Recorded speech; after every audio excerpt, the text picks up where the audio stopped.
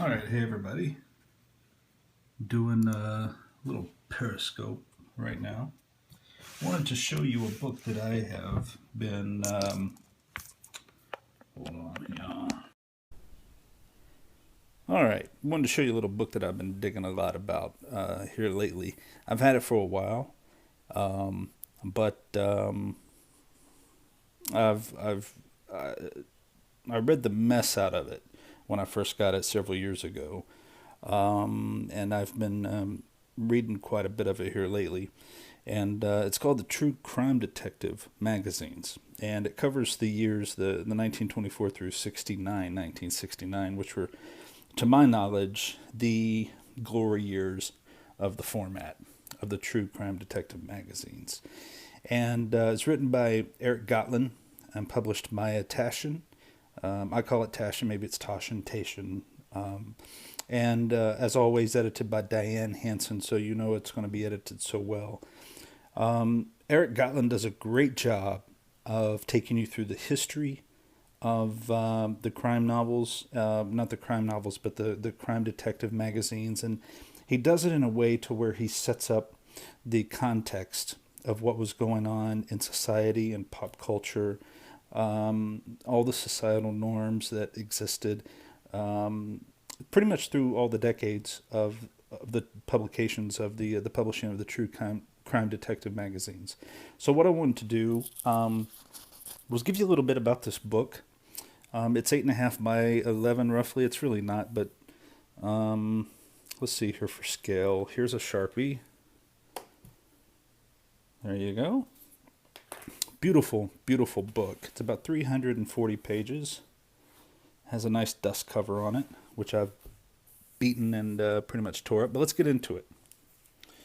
Eric Gotlin, the author, is he claims to be a self-obsessed, compulsive collector of pretty much anything true crime novels, pulp crime novels, crime detective magazines, and he's done a wonderful job telling the narrative of these. And there's so much taboo. And what's really interesting about this, the history-wise, is you can see here there are some introductory chapters. But as he starts in 1924, he covers that decade, covers the 30s, the 40s. And what is amazing is you can see the heroine of all these stories start to evolve. And initially, when the publications start, the heroine is very much a damsel in distress. How did I get myself into this situation, and who's going to save me? And then as you start to get more into the 40s and the 50s, you start to get more into the Hollywood starlet type female, the woman who is trouble. She knows it and she uses it to her advantage. And there's an interesting take on this as we get into the 40s. But so if you look at the early years, this is a publication called Nick Carter Weekly, and it says the most active publishing years were 1845 to 1920. There's quite a bit about this. What's really cool about this, and if you have any Tashin books, you will know that they typically publish in one singular book multiple languages. And that is the case here. You have not only English, but you also have German.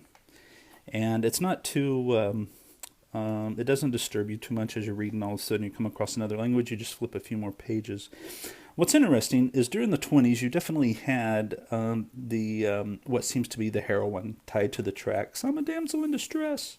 As you get into the 30s, the true crime detective magazines took on more of a ripped out of society's headlines, because you had your bank robbers, your barons, you had your John Dillingers, you had your Bonnies and Clyde, and it was inspiration for a whole new generation of detective magazines.